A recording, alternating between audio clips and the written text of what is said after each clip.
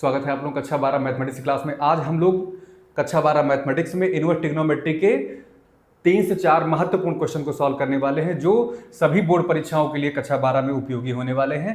तो आइए, सबसे पहले हमारे पास जो क्वेश्चन दिख रहा है tan इनवर्स √3 और sec इनवर्स -2 ब्रैकेट में लिखा हुआ है, इसकी वैल्यू को हम लोग फाइंड आउट करके ऑप्शन पर टिक करते हैं कौन सा ऑप्शन होगा। तो क्वेश्चन कह रहा है कि हमारे पास क्या है, पहले tan इनवर्स दिया है यहाँ पर ब्रैकेट में √3 यहाँ पर लिखा हुआ है प्लस sec इनवर्स ब्रैकेट में क्या है -2। ठीक है, इसकी वैल्यू चाहिए। तो देखिए, मैं आपको बता दूं कि इसके पहले मैंने डोमेन रेंज से रिलेटेड पिछला वीडियो बनाया है, उसको जरूर देखिएगा। तो और इसकी ट्रिग्नोमेट्री की जितनी भी प्रॉपर्टी होती है उसका भी वीडियो है, साथ में सारे के सारे फार्मूले जो इसमें यूज होते हैं इस चैप्टर में उनका डेरिवेशन किया गया है, वो जरूर देखिएगा। ठीक है ना, तब आपको ये चीजें बहुत आसानी के साथ समझ में आएंगी। तो फिलहाल यहाँ पर आगे बढ़ाते हैं, यहाँ लिखते हैं हम लोग tan इनवर्स और √3 की वैल्यू जरा बताओ tan में क्या होगी। tan में किसकी वैल्यू होती है, tan 60 का मान होता है ना, तो 60 को हम लोग क्या लिखते हैं, π/3 लिखते हैं। ये हो गया प्लस, यहाँ ध्यान दीजिए, जब भी आपको यहाँ sec इनवर्स के अंदर या cos इनवर्स के अंदर माइनस हो ना, तो उसकी प्रॉपर्टी से रिलेटेड हमने वीडियो बनाया है। तो यहाँ मैं वही प्रॉपर्टी लगा देता हूँ कि sec इनवर्स अगर कभी भी अंदर -x हो तो ये जब बाहर निकलता है तो ये निकलता कैसे, पाई माइनस sec इनवर्स। अब ये माइनस नहीं रहेगा, ये हो जाएगा प्लस का x। तो ये यूज करोगे अगर प्रॉपर्टी, तो यहाँ क्या आएगा, पाई आएगा माइनस sec इनवर्स। अब ये -2 नहीं रहेगा, बल्कि क्या हो जाएगा, ये प्लस का 2 हो जाएगा। क्लियर।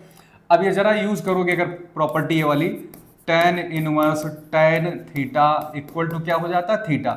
ये थीटा हो जाएगा। और थीटा कब होता है, जब हमारा ये बिलोंग करे किसमें, -90 और +90 के बीच। ठीक है ना, क्योंकि 90 और -90 पे ये इन्फिनिटी हो जाता है, अनडिफाइंड हो जाता है, इसलिए हम करेंगे क्या, ये हमारा यहाँ ओपन इंटरवल लगा रहेगा। तो 90 और -90 के बीच की सारी वैल्यू ये हमको निकाल के देगा tan इनवर्स। ठीक है, तो यहाँ पर ये थीटा देख रहे हैं, तो यहाँ से क्या हो जाएगा, मेरा ये मान क्या हो जाएगा निकल के, ये बताइए। ये तो फार्मूला है हमारा, ये तो हमारे सूत्र लग रहे हैं। ठीक है ना, अगर मैं इसको यूज करूंगा तो यहाँ से tan इनवर्स tan हट के क्या देगा हमको, π/3 दे देगा। क्लियर। और यहाँ पे प्लस करके देखिए, यहाँ पे पाई है ही है। और जरा sec इनवर्स को समझते हैं, क्या है sec इनवर्स। और देखिए cos 60 का मान 2 होता है, cos 60 का मान क्या होता है, 1/2 होता है। तो sec 60 का क्या हो जाएगा, sec 60 का इसका उल्टा हो जाएगा, यानी 2 हो जाएगा। ठीक है, तो sec 60 यहाँ पर लिख देते हैं, sec और 60 का मतलब होता है π/3। ठीक है, तो यहाँ भी प्रॉपर्टी लगाएंगे अगर हम, तो π/3 दे देगा यहाँ पर, plus minus sec inverse bracket. और ये हमारा क्या हो जाएगा, देखिए ध्यान से देखिए, यहाँ पर इसको हटा देता हूँ, अब तो डायरेक्ट वैल्यू लिख सकता हूँ मैं। क्या हो जाएगा, प्रॉपर्टी क्या होती है, sec हो, यहाँ पर इनवर्स लगा हो, ब्रैकेट में sec थीटा लिखा हो, तो इसकी वैल्यू थीटा हो जाएगी। ठीक है, और ये थीटा कब होगी, यानी जो यहाँ लिखा रहेगा वही यहाँ पर होगा, यानी π/3 दिख रहा, तो π/3 हम लोग यहाँ पर लिख देंगे। लेकिन ऐसा नहीं करेंगे हमेशा, जब ये वैल्यू एक्चुअल में क्या हो, बिलोंग करे कहाँ से कहाँ तक, सोच के देखिए, 0 से लेकर कहाँ तक, 180 तक। ठीक है, लेकिन इसमें एक चीज हटा के बात करेंगे, कौन सी वैल्यू, π/2, यानी 90 को हटा, एक एलिमेंट हटा दीजिए।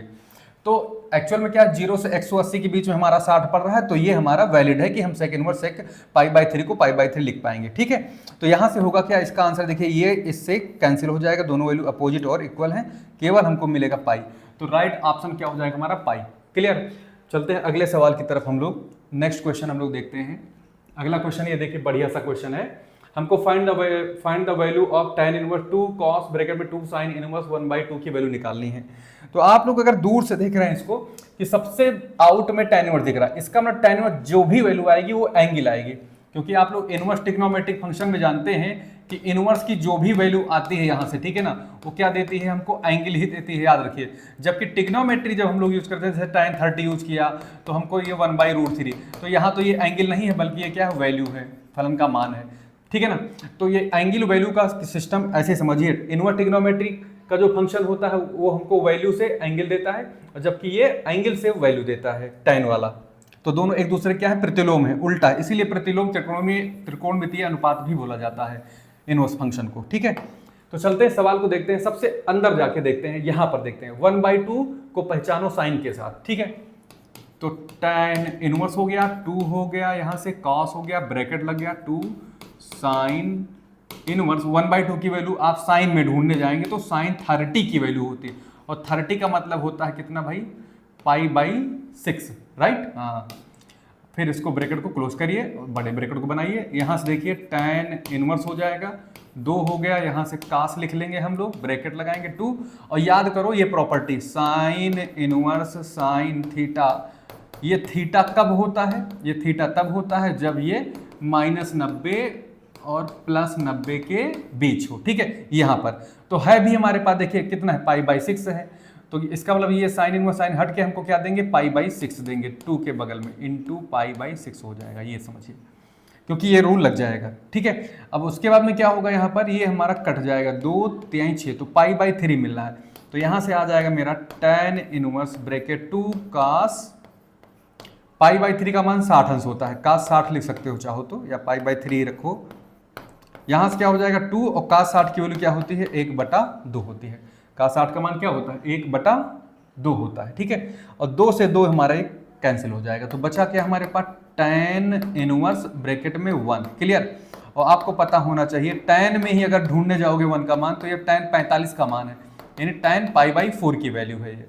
और आपको पता है π/4 हमारा क्या होता है tan वाले केस में, -π/2 से लेकर +π/2 तक हमारा ये लाई करता है, तो ये है -90 और 90 के बीच में है 45, तो ये सीधा सीधा tan इनवर्स tan की वैल्यू क्या दे देगा, थीटा, यानी कि यही निकाल के सीधा सीधा π/4 आंसर दे देगा, ठीक है। तो इसका क्या आंसर आएगा, ऑप्शन नंबर सी आएगा इसका राइट आंसर। चलते हैं अगले क्वेश्चन की तरफ बढ़ते हैं खटाक से। ये क्वेश्चन देखिए बहुत अच्छा सा क्वेश्चन है, एकदम मस्त क्वेश्चन है, कई बार आया है, बच्चे गलती करते हैं, देखिए कहाँ गलती करते हैं वो देखिए इसमें, ठीक है। क्वेश्चन कह रहा है हमारे पास कि कास है इनवर्स और अंदर क्या बैठा है, cos 7 π/6, ठीक है। जनरली बच्चे क्या करेंगे, सीधा सीधा ये रूल लगाएंगे, cos इनवर्स ब्रैकेट में cos थीटा को सीधा सीधा यहाँ थीटा लिख देंगे, तो उसके हिसाब से इसका मान तो 7 π/6 हो जाएगा, क्योंकि cos से cos हट जाएगा इनवर्स, तो 7 π/6 आ जाएगा। लेकिन प्रॉब्लम ये है कि cos इनवर्स की जो वैल्यू होती है, cos इनवर्स की जो वैल्यू होती है, यानी जब थीटा कब होती है, यानी ये चीज़ कब निकल के आती है, जब हमारा थीटा बिलोंग करता है कहाँ से कहाँ तक, बताइए जरा, 0 से लेकर, cos के केस में 0 से लेकर 180 तक, ठीक है, 0 से लेकर 180 तक होगा तभी ये थीटा हमारा बाहर निकलेगा।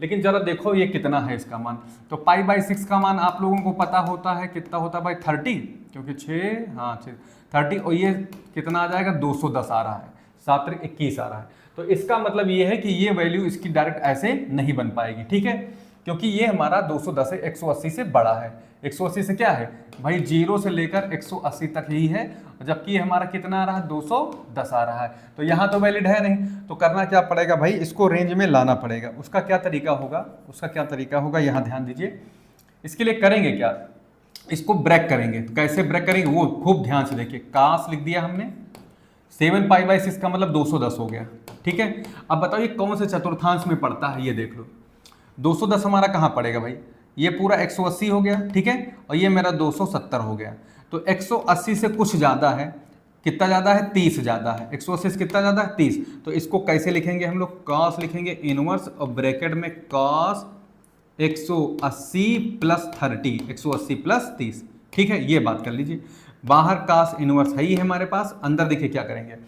अब बताओ जरा, ये पहला चतुर्थांश है, इसमें सारे पॉजिटिव होते हैं, और इसमें साइन और कॉसेक पॉजिटिव होता है, इसमें टैन और कॉट पॉजिटिव होता है, बाकी सब निगेटिव होते हैं, तो ये इसका मतलब हमारा निगेटिव निकलेगा, और कास का कास ही रहेगा, और एंगल हमारा 30 होगा, लेकिन किसके साथ होगा, माइनस के साथ होगा। क्लियर है ये बात आपको, माइनस कास 30, क्यों, क्योंकि ये तीसरे चतुर्थांश में कास हमारा निगेटिव होगा, और चेंज रूल लगेगा नहीं, कास का साइन होगा नहीं, क्योंकि 180 लिखा हुआ है, या 360 हो 180 हो तो बदलता नहीं, 90 270 पर ये होता तो कास का साइन हो जाता है, ठीक है। तो चलते हैं आगे बढ़ाते हैं, तो इसकी वैल्यू क्या हो जाएगी, यहाँ से देखिए कास इनवर्स, समझिए इसको जरा, इसका वैल्यू निकालोगे तो माइनस, और कास 30 का मान क्या होता है, √3/2, इसको बुद्धि में डाल लो, ये इसकी वैल्यू ये आ जाएगी। अब इसमें एक और प्रॉपर्टी लगती है भाई, इसमें प्रॉपर्टी ये लगती है कि जब कभी भी अंदर कास इनवर्स के अंदर माइनस हो तो उसके हिसाब से खोलना पड़ता है। ये आप जरूर देखिएगा वीडियो में कि कास इनवर्स जब ब्रैकेट में यहाँ पे -x दिखाई पड़ जाए तो कैसे खुलता है, pi minus cos inverse plus का x, ठीक है। तो जब इस रिजल्ट को यहाँ पर यूज करोगे, क्योंकि यहाँ अंदर माइनस है, तो होगा क्या, ये रिजल्ट क्या देगा हमको, देखो यहाँ पर क्या देगा, यहाँ से ध्यान दीजिए क्या देगा ये रिजल्ट, ये देगा पाई, समझिए यहाँ से देखो पाई हो गया, माइनस लग गया, ठीक है। अब जो यहाँ पर कास इनवर्स माइनस एक्स दिख रहा है वो कास इनवर्स प्लस एक्स हो जाएगा, तो यानी कास इनवर्स और प्लस एक्स का मतलब क्या हो गया, माइनस नहीं लगाएंगे, केवल यहाँ पर क्या लिखेंगे √3/2। क्लियर, चलते हैं आगे बढ़ते हैं। पाई हो गया, ये हो गया कास इनवर्स, और √3/2 की वैल्यू कास में किसकी होती है, कास 30 की होती है, कास 30 की होती है। 30 का मतलब क्या होता है भाई, π/6 होता है, यहाँ ध्यान दीजिए। अब ये π/6 हमारा रेंज में है, π/6 किस में है, हमारा रेंज में। देखिए π/6 कहाँ है, मतलब कि ये 30 की वैल्यू होती है और 30 हमारा 0 180 के बीच में लाई करता है, तो हम इसको डायरेक्ट बाहर निकाल पाएंगे। तो यहाँ से क्या हो जाएगा, π/6 हो जाएगा।